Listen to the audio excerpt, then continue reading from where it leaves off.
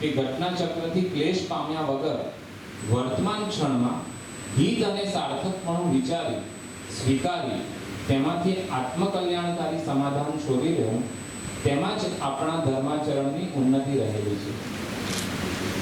ब्राह्मण बालक ने अभिशाप दिया हुआ को वहां धर्मोन्नति की दोनों कारण पढ़ो लीला को, लीला के संदर्भ में. हाँ.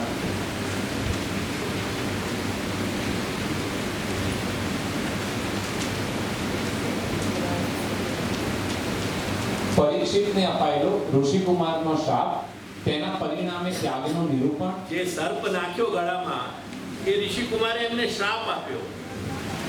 वह शाप को उनने सौभाग्य मान्यो क्योंकि घटना घट चुकी थी, भूतकाल बन चुके, तो अतीत हो गयो.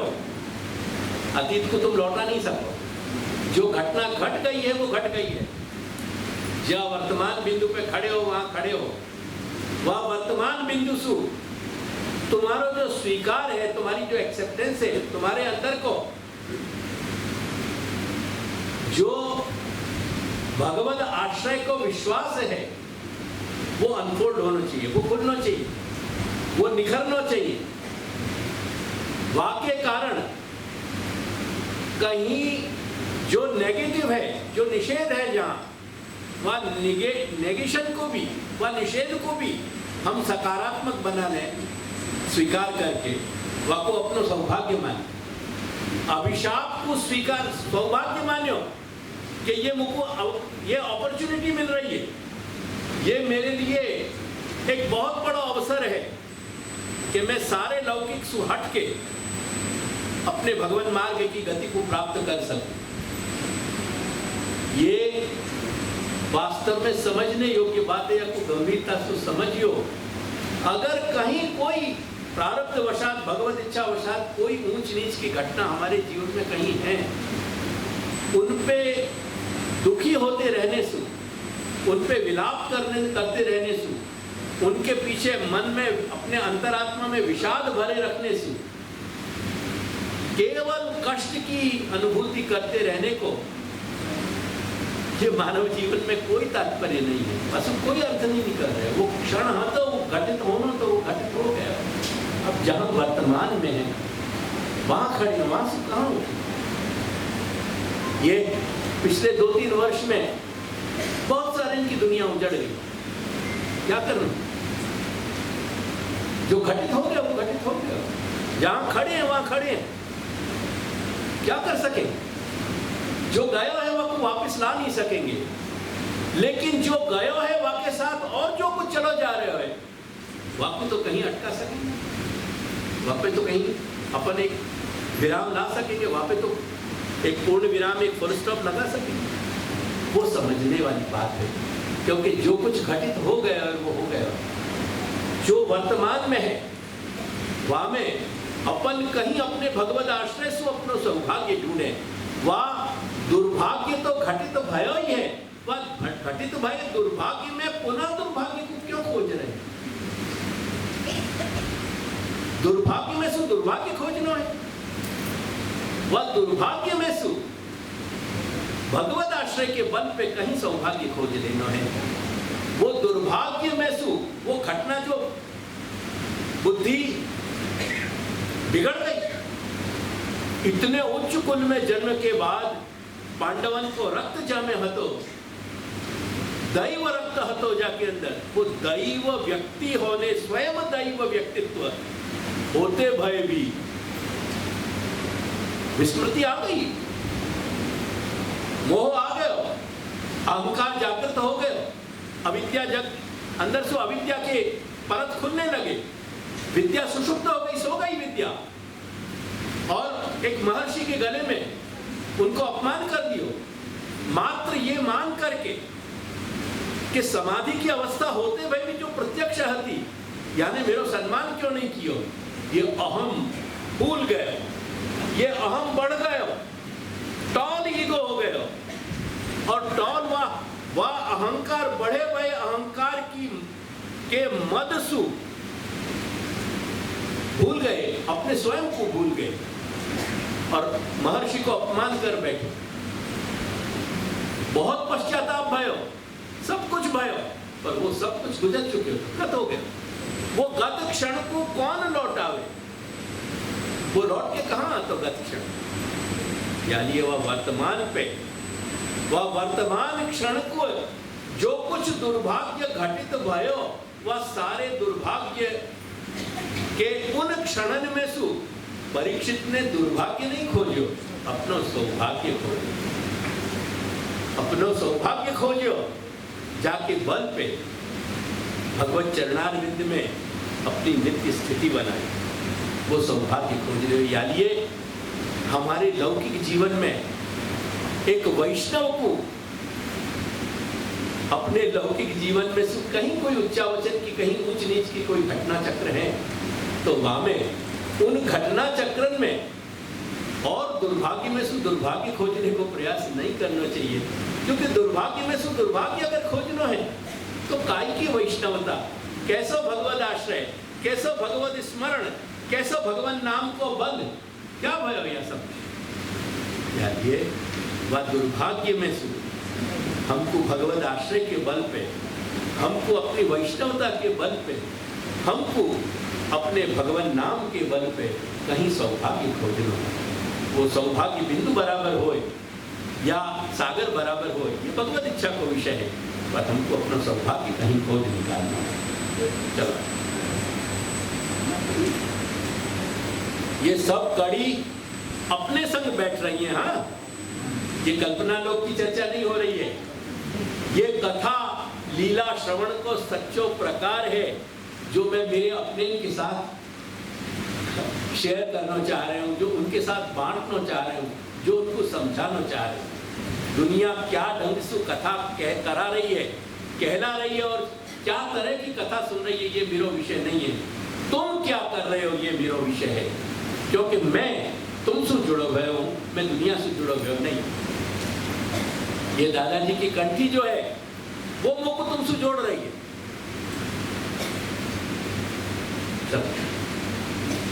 ઓગણીસમાં અધ્યાયમાં ભગવત કૃપૈક સાધ્ય એટલે કે ફક્ત ને ફક્ત ભગવાનની કૃપાથી જ મળતો અધિકાર, गुणातीत अधिकार जो है वो वर्तमान को वास्तव में विषय है नहीं, क्योंकि गुणातीत अवस्था ये अवतार दशा में घटित होने वाली घटना है।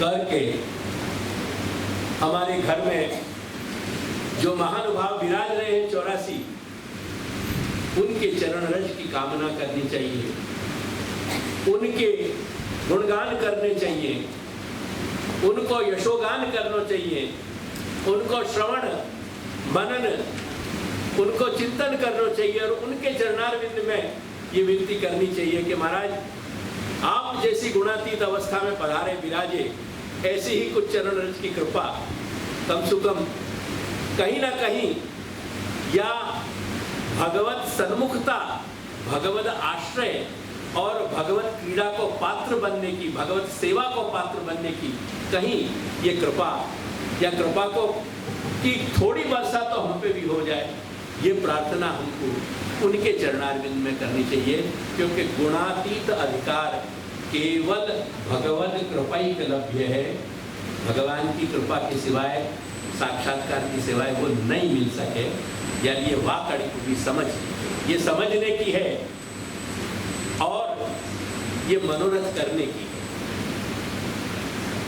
गुणातीतत्व तो देनो या न देनो वो ठाकुर जी के हाथ में है, लेकिन भगवान और भगवान के भक्तन के चरणारविंद में ऐसा मनोरथ तो हमको रखना ही चाहिए। मनोरथ में हम क्यों फटीचर बन जाए? या में क्या है, या में कहा गांठ को लागे, जो इन बात ने सच पाइए, तो मनोरथ तो करते ही रहना चाहिए। ये 19 के साथ संगति मैंने तुमको समझाई कि कैसे भगवत लीला श्रवण के अधिकार को श्री महाप्रभु ने श्रीमद् भागवत के जो अधिकार स्कंद है, जो पहला स्कंद है, वहाँ में कैसे ढंग से ये 19 अध्याय को बांटे, ऐसे ही दूसरे स्कंद को के जो 10 अध्याय हैं, उन 10 अध्याय को भी यही ढंग से साधन के रूप में हमको समझने चाहिए कि साधनता वहाँ में क्या बताई है।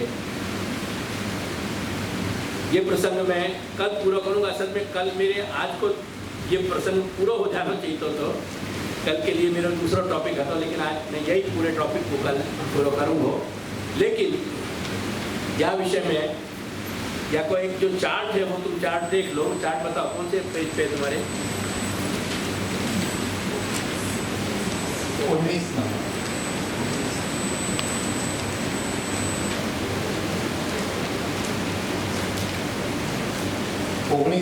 पेज पर।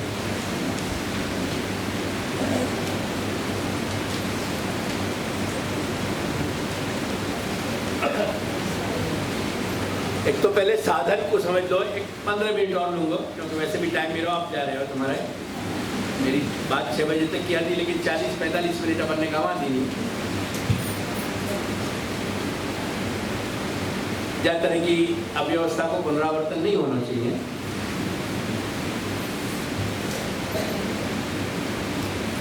साधन, पहला स्कंद को नाम क्या है? अधिकार स्कंद।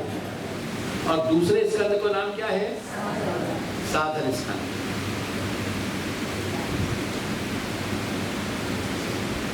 श्री महाप्रभु ने श्री सुबोधिनी के माध्यम से ये साधन क्या बताया, वो द्वितीय स्कंद के पहले अध्याय को 5वां श्लोक वो मैंने हमें दिया है।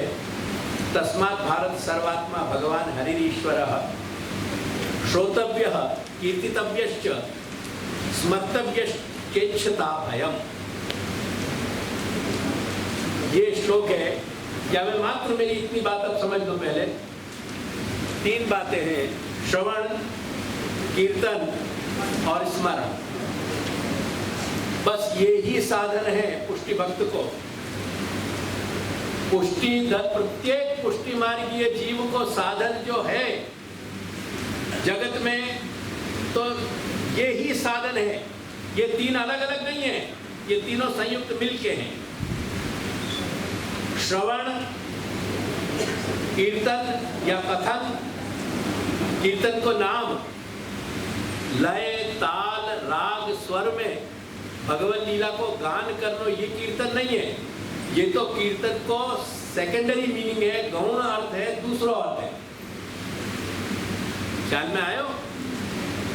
कीर्तन को पहला अर्थ है कथन, कहनो। श्रवण, कथन और स्मरण, ये तीनों संयुक्त हैं, एक साथ जुड़े भाई। एक के अभाव में दूसरो घटित नहीं होगा, दूसरे के अभाव में तीसरो घटित नहीं होगा। ये चक्रवत परिवर्तित है, ये चक्र की तरह घूमे। श्री महाप्रभु को उद्घोष है ये कि कोई भी पुष्टि मार्गीय जीव के लिए अगर वाके लिए पुष्टि मार्ग पे चलने को कोई साधन है, पुष्टि मार्ग पे प्रगति करने को कोई साधन है, पुष्टि मार्ग में फल दिशा में फल प्राप्ति के हेतु से उन्नति प्राप्त करने को, अपनी जो प्रगति है, जो वो विकास है, वो विकास प्राप्त करने को यदि मार्ग है तो वो एकमात्र साधन है श्रवण, कीर्तन और स्मरण। ये बात को बहुत स्पष्टता से समझ लेना चाहिए। और ये बात श्री महाप्रभु ने अपन को भक्ति वर्धिनी में बहुत स्पष्टतया समझा दी। यही बात वहां कही जा रही है, क्योंकि मनन, चिंतन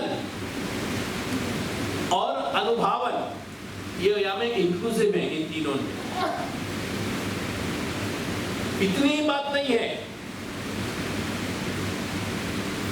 भक्ति के जो 9 आयाम है, 9 पासे हैं, जे 9 पासा छे भक्तिना, એ ભક્તિના 9 પાસા, આ 3 પાસા કહેવામાં આવ્યા છે અહીંયા, અને 6 પાસા એના અંતર્ગર્ભિત વિદ્યમાન છે, બિરાજે છે। આ 3 પાસામાં જ એ 6 પાસા રહેલા છે। એ કાલે હું તમને એ શ્લોકના શ્રી મહાપ્રભુ શ્લોકમાં આવેલા શ્રી મહાપ્રભુના જે શબ્દો છે સુબોધિનીના, એનાથી થોડોક કાલે બતાવીશ તમને, પરંતુ એટલી વાત સમજી લે। श्रवण, कीर्तन और स्मरण में ही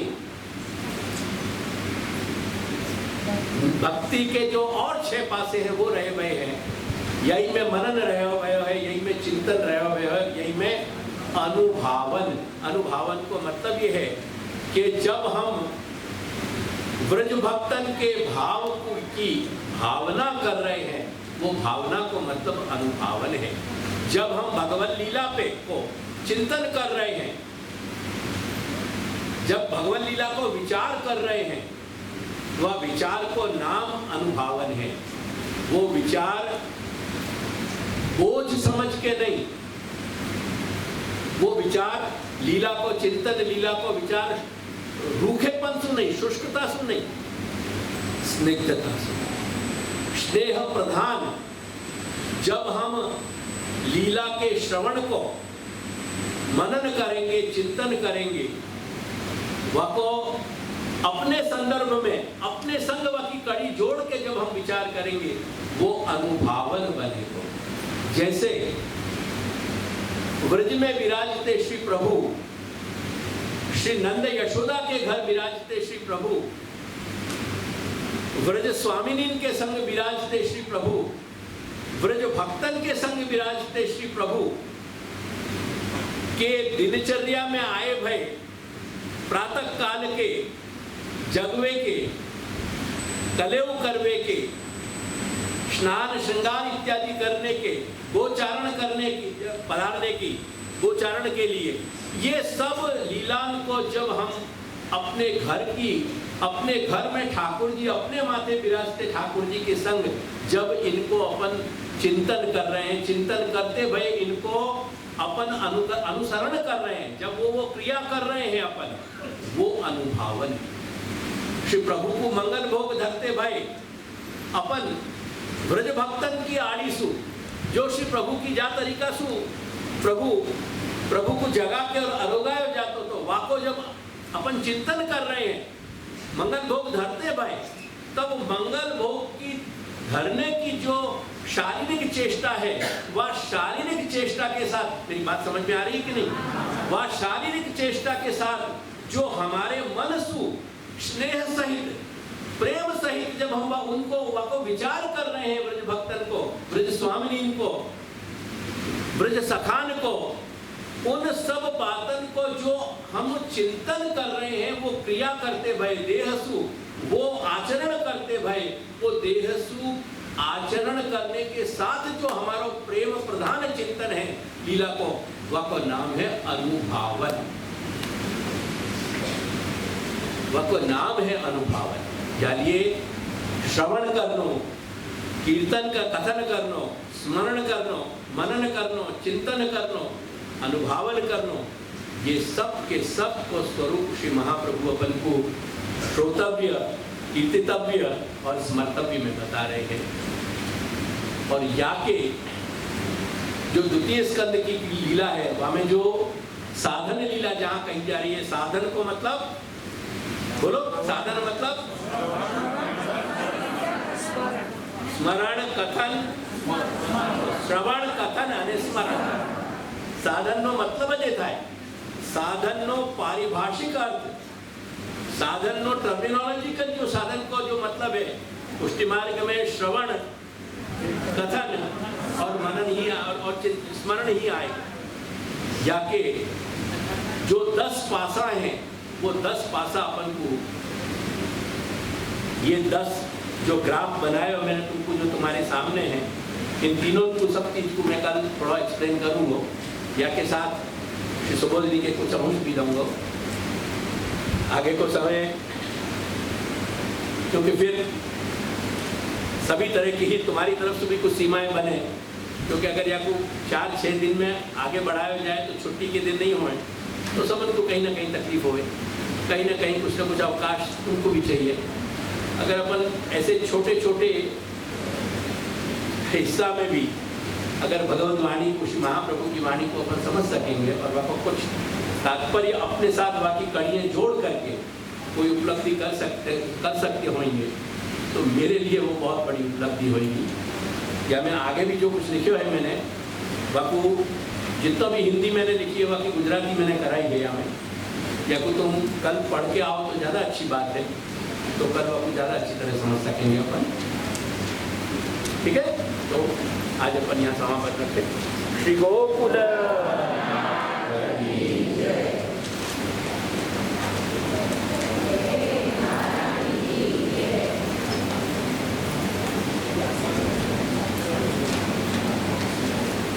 कल, if possible, आज नहीं।